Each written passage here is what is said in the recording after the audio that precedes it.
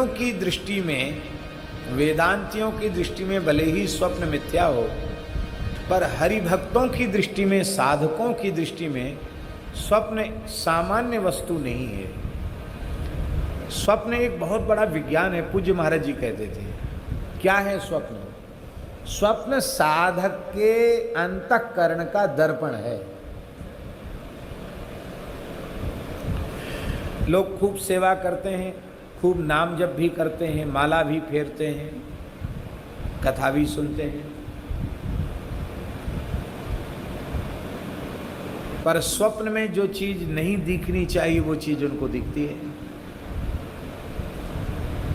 साधन में कमी नहीं है, प्रातः काल से लेकर रात्रि पर्यंत कुछ न कुछ अच्छे काम में लगे हैं, पर सो गए तो ऊट पटांग दृश्य जो किसी प्रेमी, अनुरागी, ज्ञानी भक्त के अंतःकरण में जो भाव नहीं आने चाहिए वे भाव आते हैं, क्योंकि ये मन ही तो सृष्टि करता है ना। यज्ञाग्रतो दूर मुदयित देवन तदु सुप्तस्य तथैवैति दूरंग मन ज्योति खान ज्योतिरेकंतन में मन शिव संकल्प मस्तु। सुप्तस्य तथैवैति, सोए हुए को ले जाता है मन, मन ही सृष्टि करता है। ये स्वप्न भी झाजी प्रमाण है कि जीव ईश्वर का अंश है। क्यों? ईश्वर सृष्टि करता है तो जीव भी सृष्टि करता है। भली स्वप्न की सृष्टि करता, पर करता तो है कि नहीं? ईश्वर का अंश है, सृष्टि की सामर्थ्य। इसलिए न तत्र रथा न रथ योगा न पंथा, उपनिषद में लिखा है। वहां रथ नहीं है, घोड़े नहीं है, सारथी नहीं है, मार्ग नहीं है, पर वह जीवात्मा स्वयं ही सब कुछ बन जाता है। ये स्वप्न विज्ञान। तो हम साधन कर रहे हैं, पर यदि हमारे चित्त पर तमोगुण के संस्कार बने हुए हैं, विषय के संस्कार बने हुए हैं, वासना के संस्कार बने हुए हैं, तो साधन व्यर्थ तो नहीं है। और तीव्र गति से साधन में लगने की आवश्यकता है। तब यह समझना चाहिए कि निश्चित अभी हमारे मन की अवस्था ठीक हुई नहीं है। बहुत से लोग ऐसे हैं, खूब कथा सुनेंगे, सत्संग सुनेंगे, मोबाइल में फिल्म देखेंगे, सिनेमा देखेंगे। कहाँ से तुम्हारा दिमाग ठीक होगा भाई? अभी हमारे यहीं की घटना है। एक साधु वेशधारी पुरुष अपने मोबाइल में सिनेमा देख रहे थे। देखते देखते वो सो गए और किसी व्यक्ति ने उनका मोबाइल जैसी आराम कर लिया, कृष्ण लीला कर ली। इस दृष्टि से कि वे पूछेंगे तो फिर एक बार महाराज जी के सामने बात जाएगी कि इस मोबाइल की आपको क्या आवश्यकता। दूसरा मोबाइल आ सुनने की बात है तो बहुत छोटे से छोटे मोबाइल तो कमी है नहीं, 1000-1500 का दान दक्षिणा देने वाले लोग बहुत हैं। इस महंगे हम कहते हैं फिर आप नाम जप करो, तिलक लगाओ, कथा सुनो, आपको क्या दृश्य दिखेगा? आप सिनेमा देखना नहीं छोड़ रहे हो, आपको क्या अनुभूति होगी? अपने अंतःकरण को टटोलो, हमारा मन कैसा है? भैया जी सब मन का खेल है, मन के हारे हार है, मन के जीते जीते।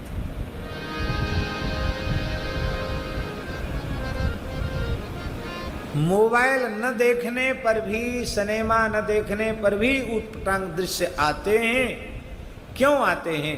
ये दिखाने के लिए आते हैं कि अभी तुम अपने साधन पर अहंकार मत करो, अभी तुम्हारी भीतरी हालत क्या है वो ये है। फिर जब तमोगुण के संस्कार भजन करते करते कम होते हैं तब रजोगुण प्रधान दृश्य दिखते हैं। फिर रजोगुण के संस्कार भी जब साधन करते करते कम होते हैं तब फिर सात्विक दृश्य दिखते हैं। तीर्थ का, धाम का दर्शन, सरयू जी का, अयोध्या जी का, गंगा जी का, यमुना जी का दर्शन, ऋषि मुनि महात्माओं का दर्शन, देवी देवताओं का दर्शन, ये सात्विक जब चित्त की अवस्था हो जाती है, माने रजोगुण तमोगुण जब मिट जाता है और सत्व गुण में साधक भजन के द्वारा प्रतिष्ठित हो जाता है, तब ऐसे स्वप्न आते हैं। और जब हरिगुरु संतों की कृपा से वह गुणातीत अवस्था की ओर बढ़ता है, तब फिर नित्य सिद्ध रसिक आचार्य चरण दर्शन देते हैं फिर नित्य विहार की लीला का दर्शन होता है। फिर स्वप्न और जागृत दो नहीं रह जाते, स्वप्न भी स्वप्न नहीं रह जाता है। हम आपको क्या कहें, स्वप्न स्वप्न नहीं हुए, महापुरुषों के स्वप्न स्वप्न नहीं रहे।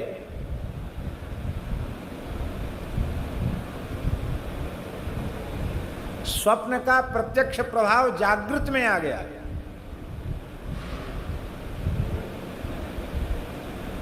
एक महात्मा के मन में व्याकुलता हुई, आपको सुन के हंसी आएगी, हंसो, हंसी आए तो आओ, कोई बात नहीं। उनके मन में व्याकुलता हुई कि इतना माला फेरते हैं, ठाकुर जी से रो रो के कहते हैं, कभी ठाकुर जी ने स्वप्न में भी दर्शन नहीं दिया। प्रेमी महात्मा। तो बालकृष्ण प्रभु आ गए स्वप्न में। बाबा तू बहुत रोवे, ले मैं आ गयो, कहा चाहे कि आपने बड़ी कृपा की, दर्शन दिया, कुछ नहीं चाहता हूँ, अपनी कोई बाल लीला दिखाओ। क्या कहा? भैया जी बरसाने की घटनाएं सत्य घटनाएं, हम जानकर भी संत का नाम नहीं ले रहे हैं, मर्यादा नहीं है इसलिए। तो बोले लाल जी दर्शन दिए तो लीला दिखाओ। तो बालकृष्ण थे, नितंग नंगे ठाड़े, खाली जूड़ा बंधा हुआ और उसमें पुष्प गुच्छे हुए, पुष्प से श्रृंगार, कमर में कोंदनी, और आज हरि देखेरी नंगम नंगा, नंगा ठाकुर जी खड़े। तो ठाकुर जी ने अपनी तुत्ती पकड़ी और खड़े खड़े मूतना शुरू किया। बोलो भक्त वत्सल भगवान की। छोटे बच्चे मूतते हैं ना, हाँ, और फिर अपना पुरुषार्थ भी दिखाते हैं, किसकी धार कितनी आगे जाए, ताकत भी लगाते हैं। तो ठाकुर जी ने ऐसी विचित्र लीला दिखाई। अब वो महात्मा स्वप्न में सो रहे और उनकी ठीक छाती पर गरम गरम कृपा कर दी। हंसने की बात नहीं है, सच्ची बात है। महीना डेढ़ महीने तक वक्षस्थल की सुगंध नहीं गई, पूरे कमरे की सुगंध नहीं गई, छाती गीली हो गई, वस्त्र गीला हो गया, आसन गीला हो गया। उन महात्मा ने अपनी अनुभूति पूज्य मोटे गणेशी वाले महाराज जी को सुनाई। बोले हाँ ऐसा होता। अब बताओ स्वप्न सत्य है कि झूठा? बोलो। दिखे तो स्वप्न में, पर उसकी अनुभूति प्रत्यक्ष में हुई, और उसकी अनुभूति महीनों तक उस कोठरी में बनी रही, एक विलक्षण प्रकार की सुगंध। तो जब ऐसी अवस्था होती है तो श्री ठाकुर जी अपनी मधुर लीलाओं का दर्शन कराते हैं, और स्वप्न में जो कुछ कहते हैं वो एकदम सत्य होता है। स्वप्न स्वप्न नहीं रह जाता है, स्वप्न प्रत्यक्ष हो जाता है। हम आपको क्या कहें, स्वप्न कैसे प्रत्यक्ष होता है? बरसाने में गहुवर वन में पूज्य गुरुदेव भक्तमाली जी की कथा चल रही थी। दास विद्यार्थी जीवन में छोटी अवस्था थी, हम साथ में थे। तो वहाँ एक निम्बार्क संप्रदाय के संत थे श्रृंगारी जी। वो चिकसौली के विप्र बालकों को राधा कृष्ण के स्वरूप में श्रृंगार करते थे, और 2 सखियां बन जाती और युगल सरकार 4, और वही साधु ही साधु मिलजुल के कुछ महावाणी जी के पद गा लिए और आरती कर ली, भोग धरा दिया। और छोटे छोटे बालक हैं, जो खेलें सोई लीला। वहाँ कोई रास के जैसा स्वरूप थोड़ी के, जैसे रास में बढ़िया से वो बालक सब सीखे हुए होते हैं, वो तो बालक हैं, जैसे खेलने वही लीला। तो उनका सब अधरामृत भी लेते, रास बिहारी का प्रसाद भी लेते। पूज्य गुरुदेव भक्तमाली जी भी बड़े भाव से लेते थे, पर हम थोड़ा किनारे हो जाते थे प्रसाद लेते समय। हमारे मन में आता, ब्रजवासी बालक हैं, भले ही ब्राह्मण हैं, तो क्या इनका जनेऊ थोड़ी हुआ है? हम तो जनेऊ पहनते हैं, संध्या करते हैं, गायत्री जपते हैं, इनमें कहा आचार विचार, इनका जूठन क्या खाना, ऐसे मन में भाव था। रास विहारी के प्रति भाव नहीं था, जैसा होना चाहिए। दंडोत प्रणाम करते थे, लेकिन इनका प्रसाद श्रद्धा से लें, ये भाव नहीं था।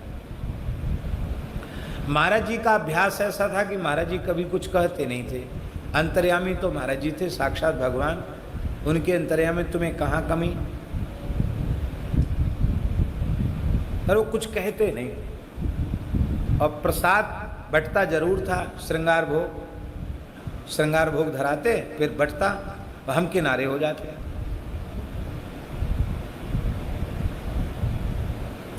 एक दिन स्वप्न हमको दिखा रात्रि में। क्या स्वप्न दिखा कि रास मंडल में युगल प्रिया प्रीतम श्यामा श्याम का श्रृंगार हुआ और वहाँ हारमोनियम बज रही है, तबला बज रहा है और कुछ पद हो रहे हैं और ठाकुर जी खेल रहे हैं। श्री जी ठाकुर जी ऐसे बहुत छोटे छोटे स्वरूप थे। श्री जी तो हम समझते हैं कि ज़्यादा से ज़्यादा 5-6 बरस की होंगी और लाल जी होंगे 8 बरस के या 9 बरस के भी हो सकते हैं, लाल जी थोड़े बड़े। और किशोरी जी 6-7 बरस की, लाल जी 9 बरस के होंगे, इतने खेल रहे। अब ब्रजवासी स्वरूप बालक ना, कोई यात्री परदेसी भेंट चढ़ावे तो उठा के अपने हाथ में ले लें। ठाकुर जी छोटे छोटे ठाकुर जी दक्षिणा हाथ में ले लें और संत लोग देख के खूब प्रसन्न होते थे। वहाँ को ये थोड़ी रास वाली के उनको बता दिया जाए कि भैया भेंट उठाई नहीं जाती आप ठाकुर जी। तो स्वप्न में क्या दिखा कि ठाकुर जी खेल रहे हैं और खेलते खेलते जहाँ राजा रामदास जी विराजते हैं अभी भी जिस कुटिया में, महाराज जी का उसी कुटिया में आसन था।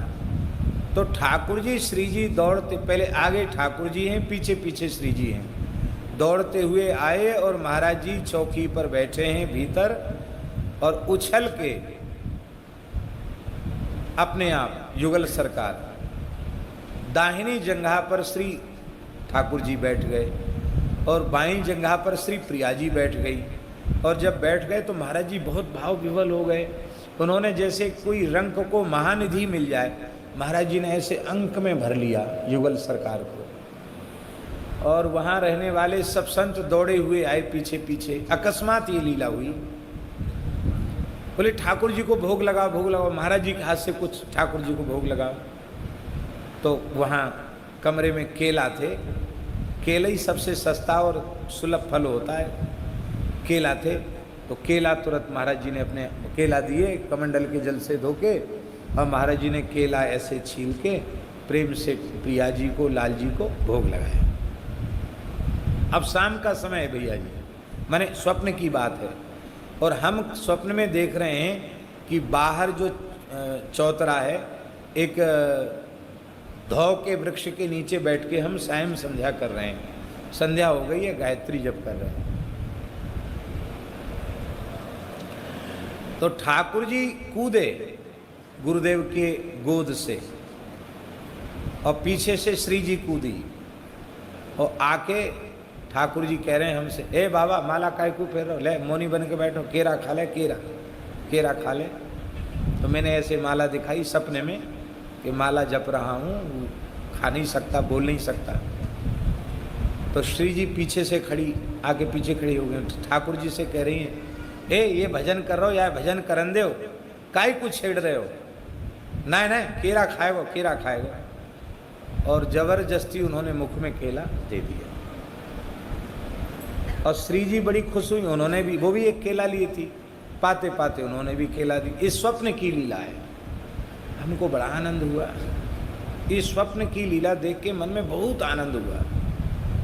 अब मन में सोचे कि महाराज जी को सुनाएंगे, लेकिन अवसर नहीं मिला। कोई ना कोई महाराज जी के पास ऊपर दिन में कथा, महाराज जी कथा में बैठ गए।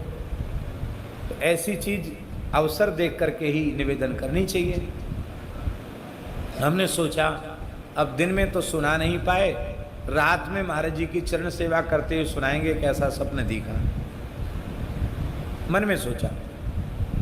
2 समय कथा होती थी महाराज जी की, 2 टाइम कथा होती थी। अब शाम को कथा 5 बजे पूरी हो गई और महाराज जी तो कोठरी में चले गए। हम स्नान करके बाहर संध्योपासन के लिए बैठ गए। और वही लीला जो स्वप्न में हुई थी, वैसी ही पोशाक, वैसे ही ठाकुर जी, वही श्री जी, वही सखियां, वो पूरी की पूरी लीला स्वप्न में महाराज जी से बिना कहे सत्य हो गई। ठाकुर जी दौड़ के आए और हम ऐसे देख रहे हैं, और महाराज जी की अंक में उसी झांकी में दर्शन, और ठाकुर जी को महाराज जी से, किशोरी जी को ठाकुर जी को भोग लगा रहे हैं, और ठाकुर जी, अब हम देख रहे हैं, मैंने कह रही सपने की बात सच्ची हो रही है। और ठाकुर जी कूदे और कूद करके आए, आकर हे बाबा केरा खा ले केरा। मैंने माला दिखाई, जबरदस्ती मुंह में दे दिया। किशोरी जी ने मने किया, फिर भी नहीं माने, फिर मुख में दे दिया। तो वही दृश्य ऐसी ठाकुर जी श्री जी ने दिया हमको, जब तो भूल गया और हम एकदम ऐसे ही हो गए, मतलब किसी काम के नहीं रह गए, ऐसा समझ लो, सब भूल गया। क्या कर रहे थे ये भी भूल गया, आंख से आंसू बहने लग गया। प्रसाद तो मैंने पा लिया। अब रात्रि को मैंने महाराज जी से कहा, महाराज जी हम आपसे कहना चाहते थे लेकिन कहने का अवसर ही नहीं आया। जो स्वप्न में देखा वही 10-12 घंटे के बाद पूरे पूरे स्वप्न को सर्वथा सत्य होते हुए देखा। महाराज जी ने कहा, पंडित जी जानते हो इस स्वप्न का और इस प्रत्यक्ष लीला का आशय क्या है? महाराज जी हम तो नहीं जानते हैं। बोले ब्रज के रसिक आचार्यों ने इस स्वरूप में बालकों की अनुभूति नहीं की है, इस स्वरूप में साक्षात ठाकुर जी श्री जी की अनुभूति की है। और तुम्हारे मन के अपरिपक्व भाव को देखकर अपनी ओर से ठाकुर जी श्री जी ने कृपा की है। इनको ब्रजवासी बालक मत मानो, इनको साक्षात राधा कृष्ण मानो। उस दिन से गुरुदेव भगवान की कृपा से, उनकी करुणा से दास का भाव तो ये रहता है, ठाकुर जी स्वरूप में होएं तो और स्वरूप में न होएं तो, जिसके मस्तक पर मुकुट विराजमान हो गया, चंद्रिका विराजमान हो गई, वो ठाकुर जी श्री जी ही हैं। यद्यपि बालक दंडोत कर लेते हैं, मन में बड़ा संकोच होता है, लेकिन मन में होता है ये ठाकुर जी, नहीं ये श्री जी, इनको ठाकुर जी के रूप में देखा, इनको श्री जी के रूप में देखा, इनसे हम प्रणाम कैसे ले सकते हैं? ये साक्षात। तो स्वप्न जो है वो सामान्य नहीं। अब आप कैसे कहोगे, तो हम ये बात कहने की नहीं है, लेकिन हम इसलिए निवेदन कर रहे हैं कि स्वप्न भी सर्वथा सत्य होता है। बहुत सी ऐसी बातें जीवन में भगवत कृपा से लोगों के घटित हो जाती हैं